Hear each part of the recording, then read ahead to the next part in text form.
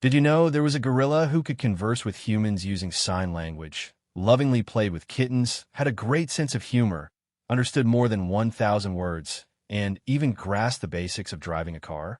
And what if I told you that this remarkable gorilla pondered the concept of death and left a chilling message for the world before she passed away? Today I'll share the incredible story of Koko, the gorilla, who forever changed our perception of animal intelligence. On July 4th, 1971, Independence Day in the United States, a baby gorilla was born at the San Francisco Zoo. She was named Hanabi-ko, meaning fireworks child in Japanese, later shortened to the simple and affectionate Koko. At the time, no one could have imagined that this tiny gorilla would one day revolutionize our understanding of what animals are capable of. Koko's early life was far from easy. As an infant, she fell ill and had to be separated from her mother for medical treatment. Unfortunately, when she was finally reintroduced, her mother rejected her.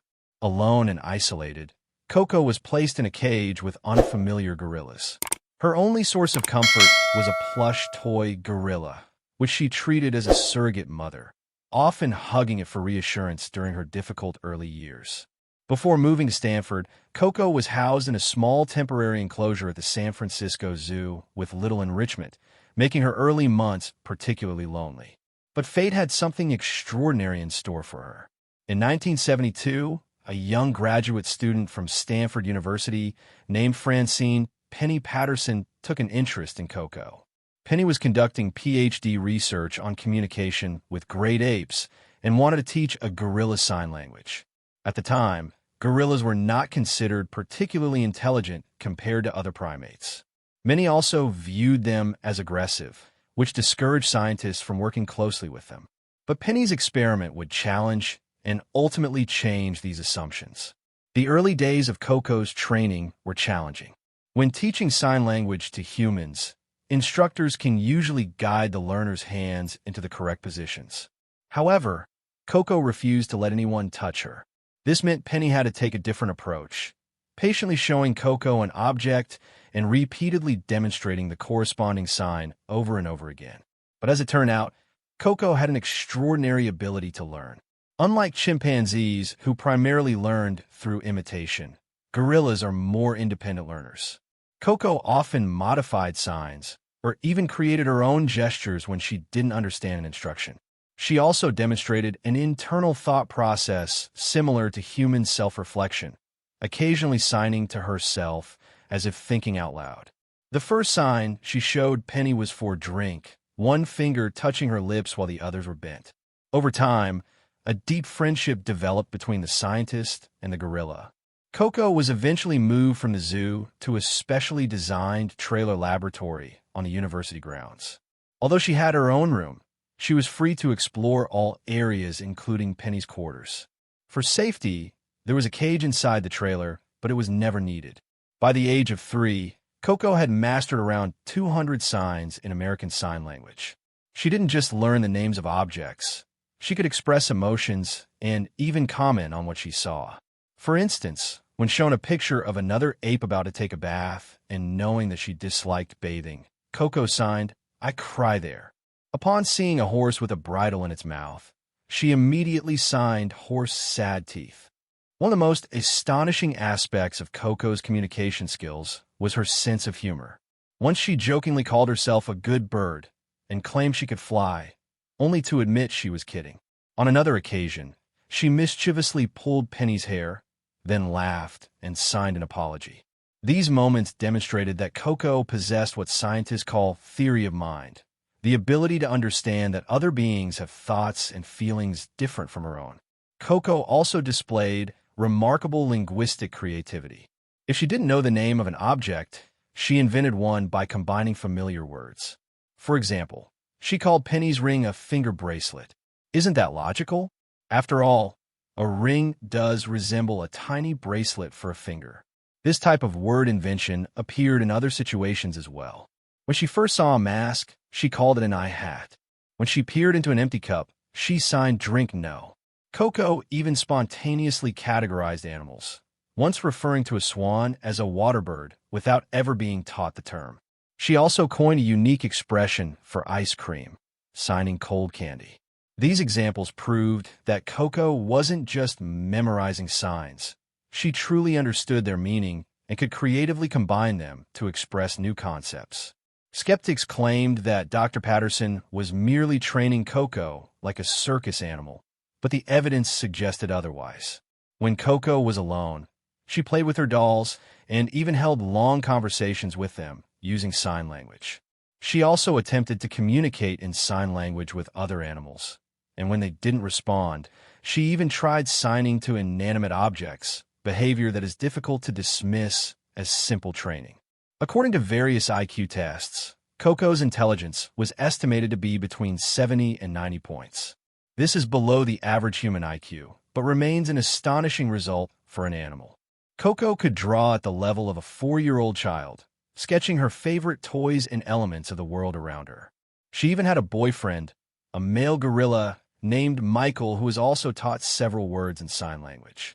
Later, another male gorilla, Ndum, joined them. Together, they became the first pair of animals in the world capable of communicating using human language. And they didn't just use sign language to trade bananas. Once when Michael tore the leg off Koko's beloved doll, she became furious and called him dirty bad toilet. One of the most touching chapters of Koko's life was her deep affection for kittens. For her birthday in 1984, she made a special request. She wanted a cat as a gift. Sorry for the interruption. Before we continue with the story, I kindly ask you to like the video and subscribe to this channel. It is very important for us. Thank you very much. Her caretakers brought her several stray kittens to choose from. Koko carefully examined each one and eventually selected a small, tailless gray kitten. She named him All Ball. Koko treated the kitten as if he were her own baby. She carried him gently on her back, hugged him, and even attempted to nurse him. Despite her enormous size, Koko was incredibly gentle with her tiny pet, always making sure not to hurt him. Tragically, later that same year, All Ball escaped from the enclosure and was hit by a car. Koko's reaction to the loss of her beloved pet stunned even seasoned scientists. When she was told the heartbreaking news, she initially sat in silence, as if in shock. Then she began making soft moaning sounds, the deep, sorrowful vocalizations that gorillas use to express grief. She signed words indicating sadness, furrowed her brows, and repeatedly used sad and bad, pressing her hands to her cheek. The sign for sleep. She repeatedly signed sleep cat, as if trying to come to terms with the fact that her dear friend had fallen asleep forever. After All Ball's death, Penny observed that Koko continued making sounds similar to human crying for several days. She refused to play and repeatedly signed sad. Koko also lost her appetite for a time and withdrew socially, displaying profound grief. Over the years, she adopted several more kittens, including Smokey and Lipstick, showing her enduring love for caring for small animals. This ability to experience loss and express sorrow made Koko seem even more human. In the years that followed, Koko welcomed more pet kittens. For her 44th birthday, she received 2 new kittens which she named Miss Black and Miss Gray after their fur colors. Video of the massive gorilla gently stroking tiny kittens went viral on the internet, touching and astonishing people worldwide. Koko was known not only for her intelligence, but also for her unique personality and quirks. For instance, she had an unusual fascination with the human chest.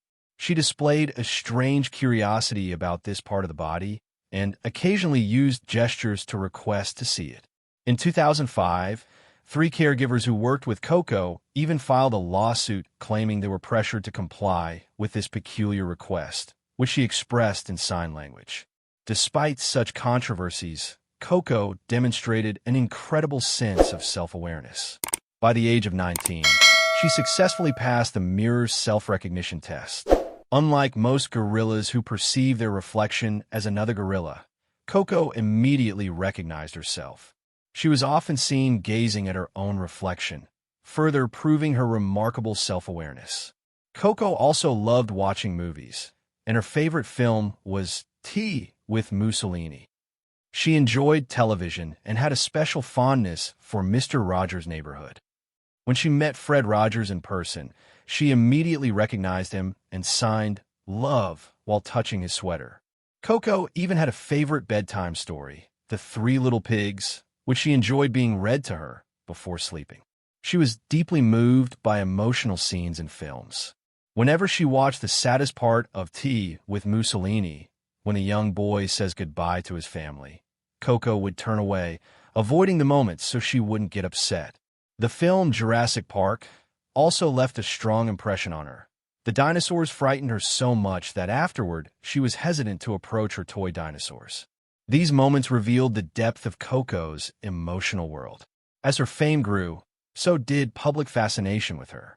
Her iconic photograph with All Ball appeared on the cover of National Geographic magazine, becoming one of the most famous images in the publication's history. Many celebrities visited her, eager to meet the extraordinary gorilla. Among those who visited Koko was comedian Robin Williams, with whom she formed an immediate and warm bond. A touching video captures their meeting, showing Koko playfully trying on Williams's glasses, inviting him to tickle her, and making funny faces together. Not only did Koko recognize Robin Williams when he visited, but she also remembered their time together. Whenever she saw him on TV, she would excitedly sign his name in recognition. When Williams tragically passed away in 2014, Koko's reaction was deeply moving. Upon hearing the news, she became noticeably sad, walking around with a downcast expression for the rest of the day. According to her caretakers at the Gorilla Foundation, Koko also expressed her grief through sign language, signing words like cry and sad, and her melancholy lasted for days. She also became unusually quiet and withdrew for a while, which was rare for her typically lively and communicative nature. Koko even refused food for several hours that day, displaying an uncharacteristically calm and reflective demeanor. Her caretakers noted that she seemed to grasp the weight of the loss, almost as if she were mourning in a deeply human-like way. Koko was not only capable of communicating in sign language, she also learned to use a special computer with symbols, allowing her to type words that the device would then vocalize. Her skills extended beyond language. She could hold a pen, select options from a menu on paper, and even create basic drawings in written symbols. Amazingly, Koko even learned to play musical instruments. She experimented with the harmonica, toy flutes, and a simple recorder. In 2012, scientists were astonished to observe Koko blowing into a recorder and producing sounds, something previously thought to be impossible for primates due to the structure of their respiratory system. One of the most fascinating aspects of Koko's personality was her understanding of death. One day, a caregiver showed her a skeleton and asked if it was alive or dead. Koko responded with the sign for dead. When asked where dead gorillas go, she calmly signed "comfortable hole" and then blew a gentle goodbye kiss. Koko even asked her own questions about death, demonstrating a curiosity that extended beyond simple understanding. Once when shown a skull and asked whose it was, she signed "gorilla" and then "dead," revealing a deep awareness of mortality. These moments left many wondering just how profoundly Koko grasped the concept of life and death. In the later years of her life, Koko became a kind of ambassador for nature, using her voice to urge people to take better care of the planet and its creatures. "Nature is watching you," she once signed, an eerie yet powerful message that made many pause and reflect. It was as if she felt a sense of responsibility for her fellow gorillas still living in the wild. On June 19, 2018, just weeks before her 47th birthday, Koko passed away peacefully in her sleep. In her later years, she had developed some age-related health issues, including arthritis and respiratory difficulties. Despite this, she was surrounded by those who had cared for her throughout her life and received constant attention. On the night of her passing, the staff at the Gorilla Foundation noted that she had spent a calm day and had fallen asleep peacefully, showing no signs of distress. Millions around the world mourned her death. The Gorilla Foundation, which had been established to support research and conservation efforts, released a statement. "Her legacy will live on, shaping our understanding of the emotional and cognitive abilities of gorillas. But before she left this world, Koko gave humanity a chilling message, as if she held an innate understanding of human history. She signed words that force us to reflect on the very essence of our relationship with nature. Am gorilla. I am flowers, animals. I am nature. Man Koko love. Earth Koko love. But man stupid. Koko cry. Fix earth. Help earth. Nature see you. Thank you. In her final days, Koko seemed to become more introspective, often signing love and good gorilla, as if she were reassuring herself and those around her. Her story remains one of the most extraordinary examples of interspecies communication, emotion, and intelligence ever recorded. Were you moved by Koko's incredible connection with humans? Let us know in the comments below. If you like this story, don't forget to subscribe to our channel and leave a like. Koko's story reminds us that animals are intelligent, capable of emotions, and able to communicate just like us. Thank you for watching, and see you in the next video. Have a fantastic day.